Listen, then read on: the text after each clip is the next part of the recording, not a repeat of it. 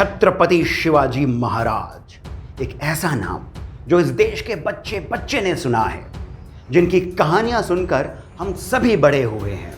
तानाजी मालुसरे, बाजी प्रभु देशपांडे जैसे वीरों ने जिसके लिए अपने प्राण हंसते हंसते न्यौछावर कर दिए हों। मां भवानी का जिसे सीधा आशीर्वाद मां जीजाबाई के रूप में मिला हो। आज हम उन्हीं को याद करके उन्हीं की कुछ अनटोल्ड अनहर्ड फैक्ट्स आप सभी के लेकर आए हैं, और साथ ही में अफजल खां के वध की एक विस्फोटक धमाकेदार कहानी भी हम आज आपको सुनाएंगे। तो चलिए सुनते हैं छत्रपति शिवाजी महाराज के बारे में।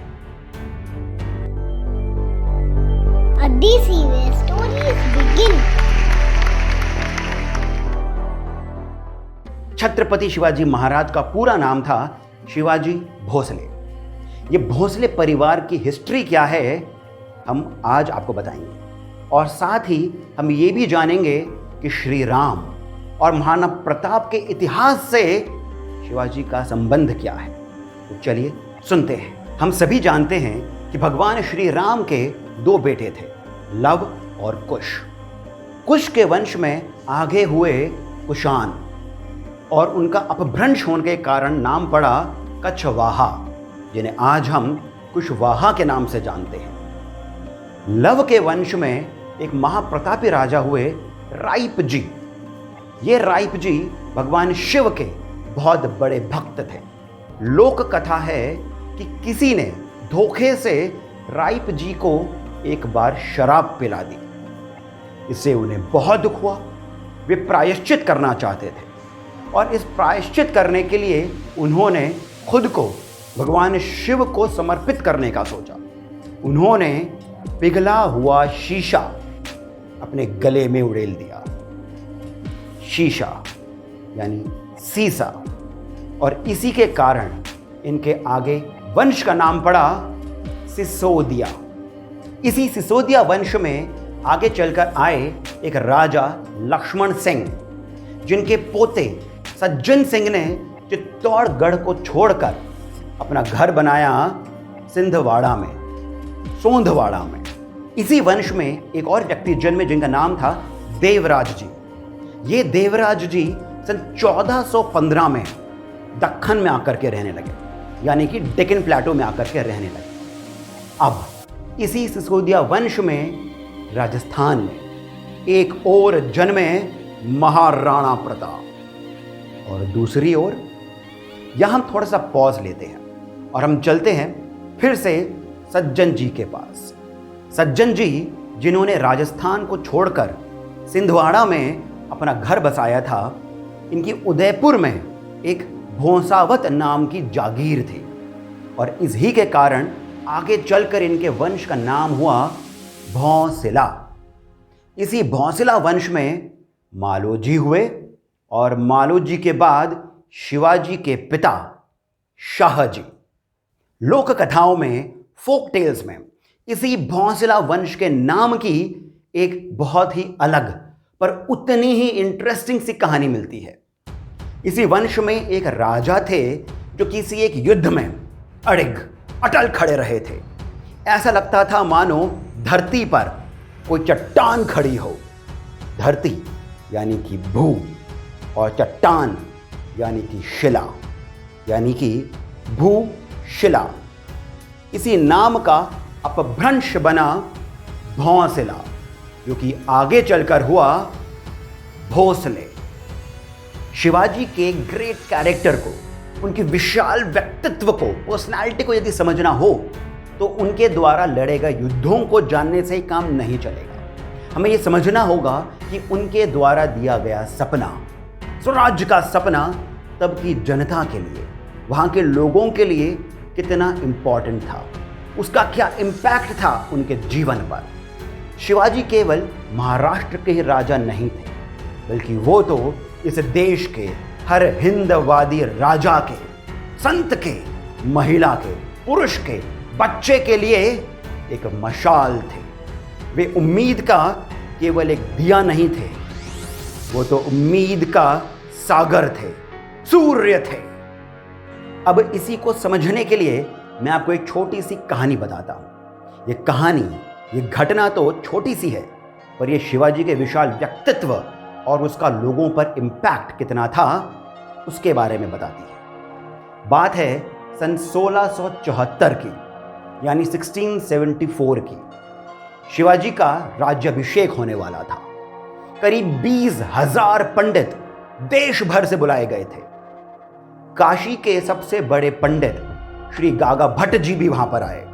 उन्होंने अपने ही हाथों से शिवाजी का राज्याभिषेक किया, पर उस राज्याभिषेक से पहले किसी ने टोकते हुए बोला कि शिवाजी तो क्षत्रिय नहीं है, तो इनका राज्याभिषेक कैसे होगा। इस पर श्री गागा भट्ट जी ने स्वयं शिवाजी के वंश का संपूर्ण इतिहास बता दिया और साथ में उन्होंने ये भी कहा कि भारत में, हमारी संस्कृति में क्षत्रिय या ब्राह्मण जन्म से नहीं होता, कर्म से होता है।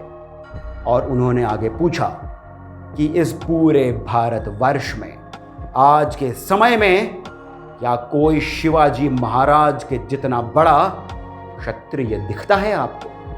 तब 6 जून 1674 को, यानी 6 जून 1674 को, पूरे हर्षोल्लास के साथ, ढोल ताशों के साथ, नगाड़ों के साथ 300 साल बाद पहली बार महाराष्ट्र में किसी का राज्याभिषेक हो रहा था।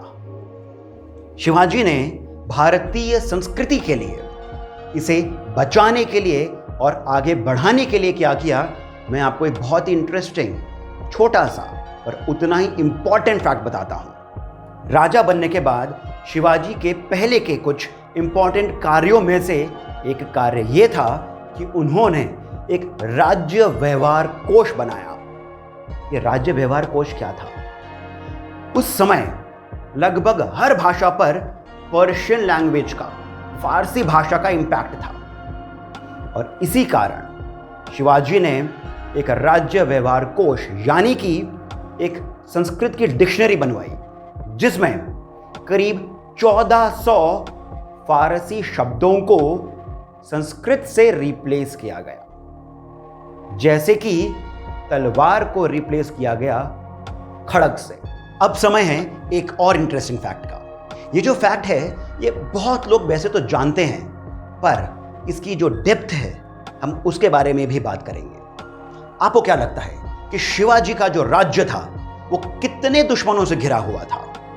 यानी एक ही समय पर शिवाजी के कितने दुश्मन थे?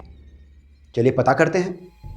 दक्खन में नीचे की ओर थे आदिल शाही, ये बीजापुर में थे। इनके बगल में थे तेलंगाना के कुतुब शाही।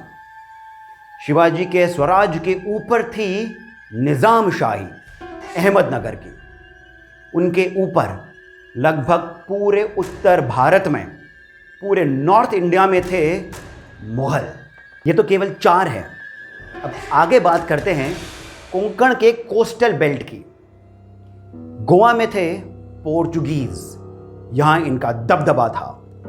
साउथ में थे डच और फ्रेंच। सूरत और मुंबई की ओर थे ब्रिटिश और सिद्धी। इतने सारे, ये सभी केवल सी एरिया में, यानी कि समुद्र के क्षेत्र में शिवाजी को घेरने के लिए बैठे थे। दुश्मनों की लिस्ट अभी खत्म नहीं हुई है। ये सभी तो बाहर के थे, पर देश के भीतर भी शिवाजी को घेरने के लिए, उन्हें पकड़ने के लिए, मारने के लिए और भी कई दुश्मन थे। मुधोल और सावंतवाड़ी के देसाई और कई सारे राजपूत भी शिवाजी को घेरे बैठे थे और ये सारे दुश्मन एक साथ, एक समय शिवाजी के आसपास रहा करते थे। तो अगली बारी यदि आप किसी सिचुएशन में घिर जाएं, कई सारी मुसीबतें आकर आपको घेर लें और आपको कुछ समझ में ना आए, तो एक बार शिवाजी के बारे में याद जरूर कर लीजिएगा। उस समय जब स्वराज्य का सपना किसी को सपने में भी नहीं आता था, तब शिवाजी महाराज ने इन 11-12 सल्तनतों की ईंट से ईंट बचाई थी। जंगल में भले ही कितने ही भेड़िए और सियार आ जाएं, एक शेर ही काफी होता है। उसकी दहाड़ ही काफी होती है सबको शांत करने के लिए। शिवाजी महाराज, छत्रपति शिवाजी महाराज वही शेर थे। ऐसी भयानक सिचुएशन में केवल बाहुबल से ही काम नहीं चलता है।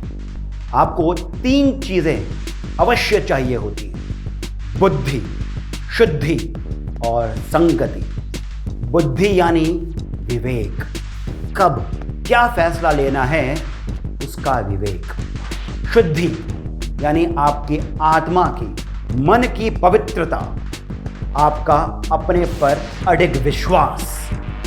और तीसरा संगति यानी आपके आसपास के लोग, ऐसे लोग जो या तो खुद से ही आपके पास आ सके या फिर आप ऐसे लोगों को पैदा करें।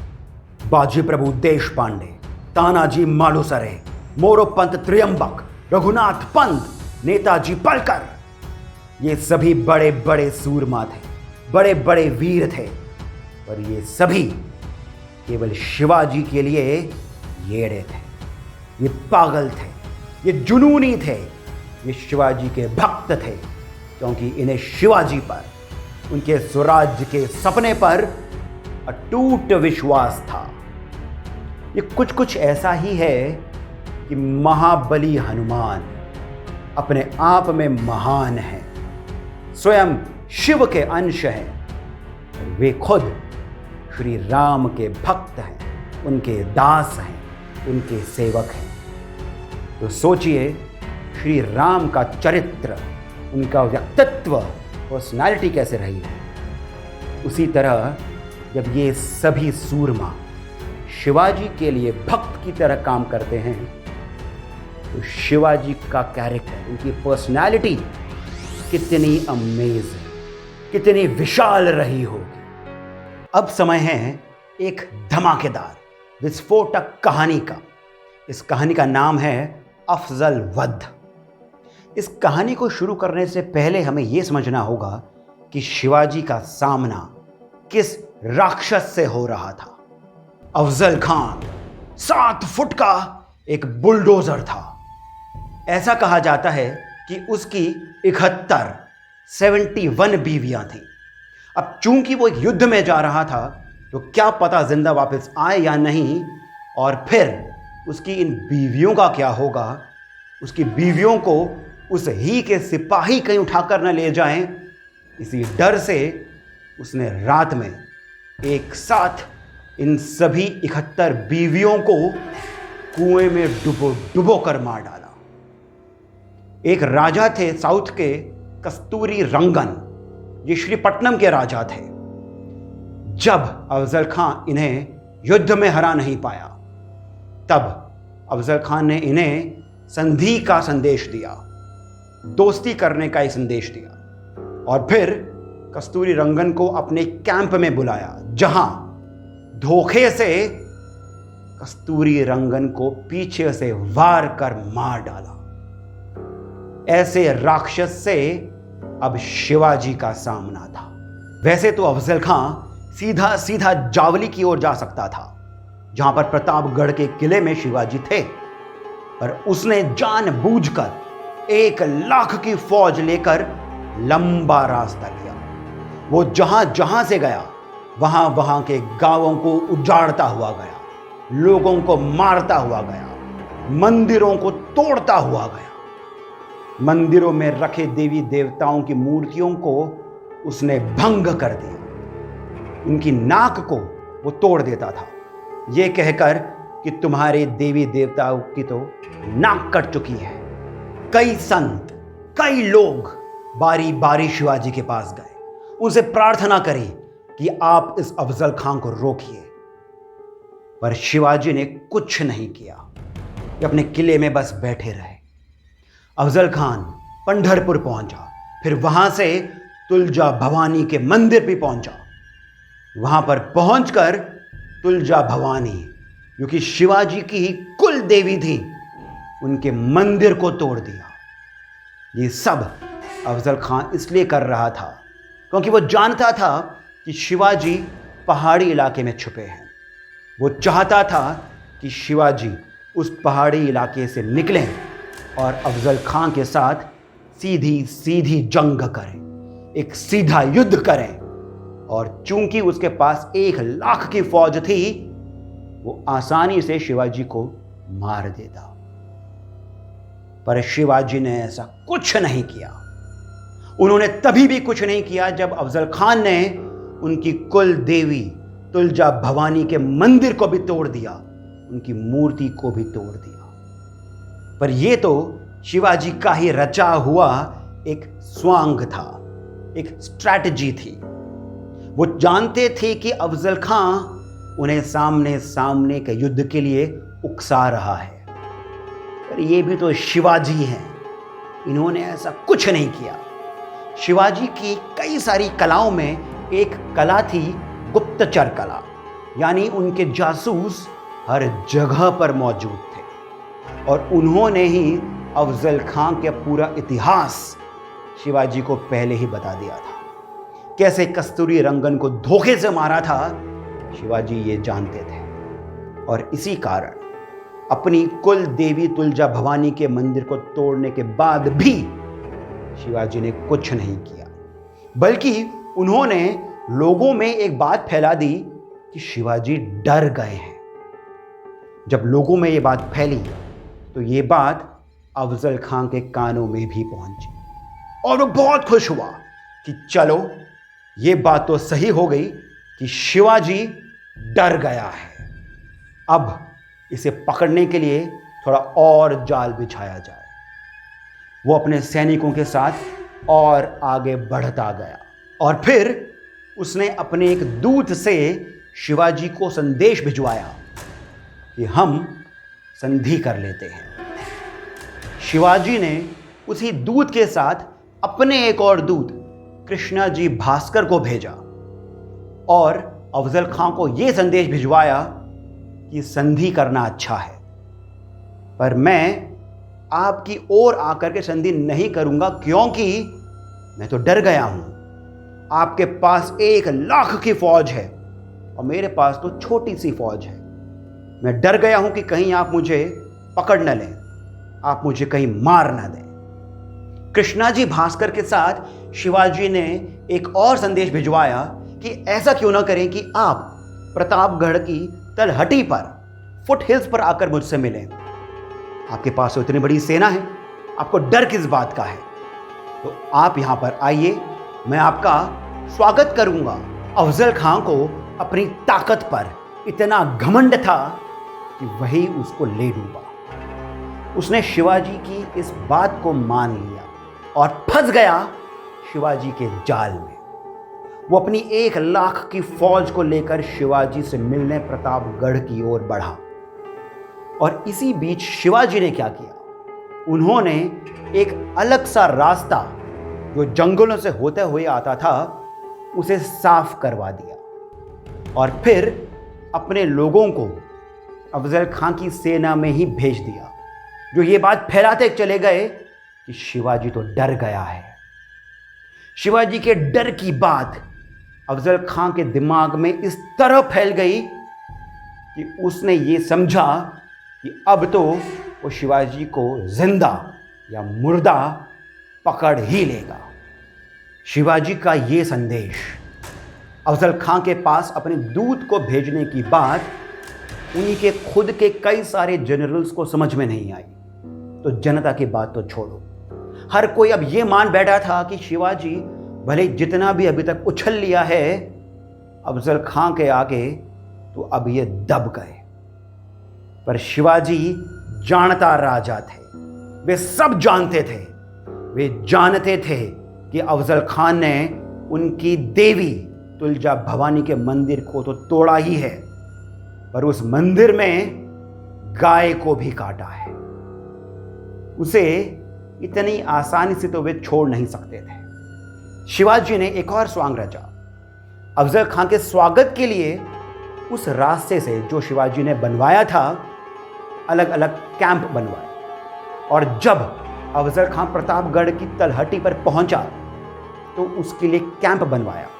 उसके फौज के लिए खाने तक की व्यवस्था कर दी। कुछ दिन अफजल खान वहीं रहा और ऐशो आराम करता रहा। फिर जब तय हुआ कि इस दिन शिवाजी मुझसे मिलने आएगा, तब क्या हुआ? जिस दिन शिवाजी और अफजल खां की संधि होनी थी, उनका मेल होना था, उसकी एक रात पहले शिवाजी के सपने में तुलजा भवानी आई।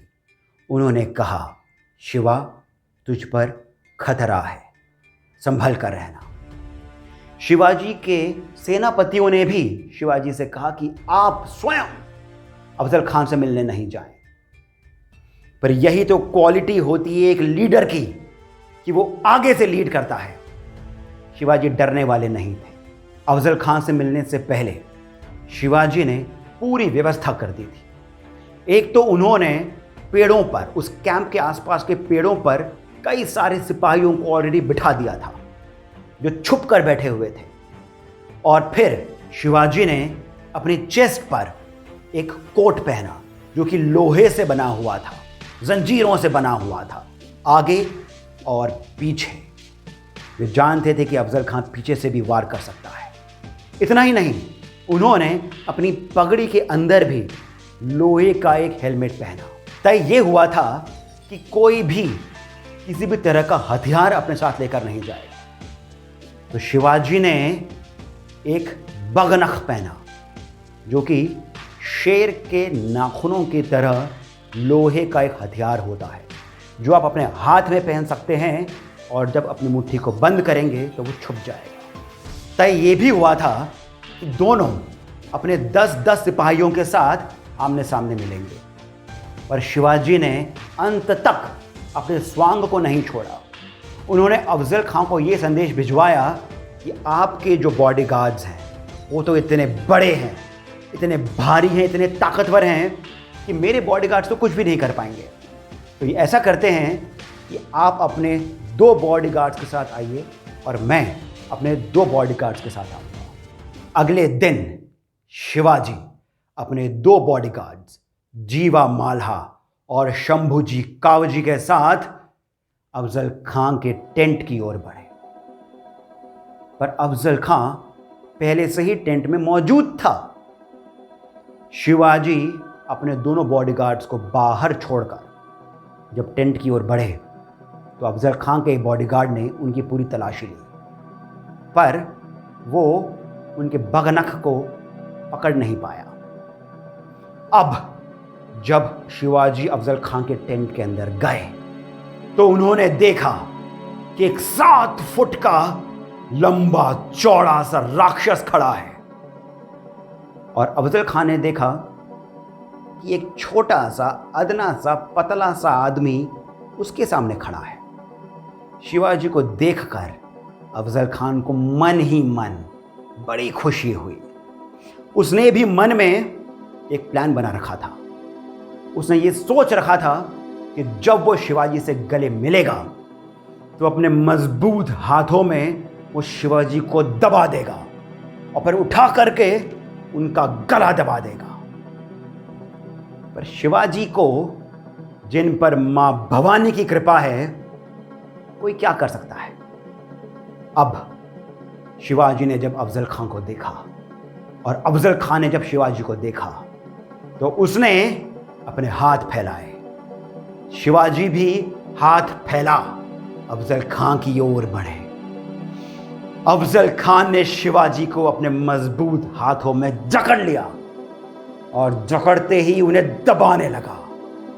शिवाजी समझ गए कि अब यही घड़ी है। अफजल खान ने शिवाजी को दबा करके ऊपर की ओर उठाया और अपने एक हाथ से शिवाजी का गला दबाने लगा। इतने में शिवाजी ने अपनी मुट्ठी खोली और बगनख से अफजल खां के पेट पर वार किया, जिससे उसकी आंतड़ियां बाहर आ गई। उन्होंने अपने बगनक से अफजल खां का पेट फाड़ दिया और इससे पहले कि वो चीख भी पाता, वो विशाल 7 फुट का राक्षस जमीन पर धम से गिर गया। और इससे पहले कि उसके बॉडीगार्ड्स को समझ पाते, वो बिजली की रफ्तार से उस कैंप के बाहर निकले। उन्होंने एक इशारा किया अपने सारे सिपाहियों पर, जो कि पेड़ों पर पहले से छुपे थे।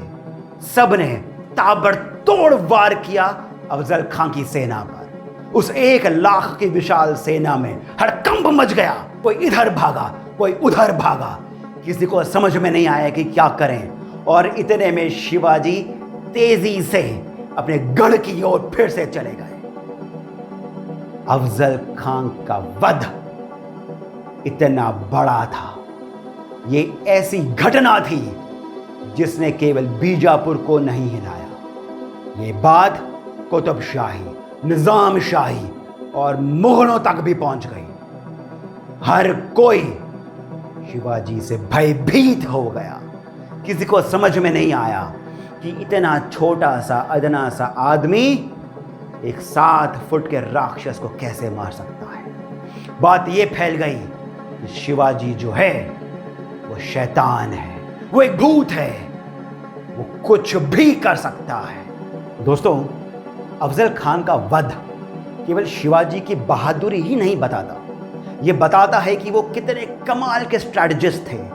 उनकी व्यूह रचना कितनी अमेजिंग थी और लोग जो उनके साथ थे वो कितने कमाल के थे, कि जिन्हें शिवाजी की प्लानिंग के बारे में कुछ नहीं पता था, पर फिर भी ये विश्वास था कि ये जो हमारा नायक है ये शिव का अवतार है, कृष्ण का अवतार है, राम का अवतार है। ऐसे महान नायक को, जिसने हम भारतीयों में स्वराज का बीज रखा और खुद ही स्वराज की स्थापना भी करी, ऐसे महान व्यक्ति को अदिति की ओर से शत शत नमन है। जय Shivraj. Odyssey, where stories begin.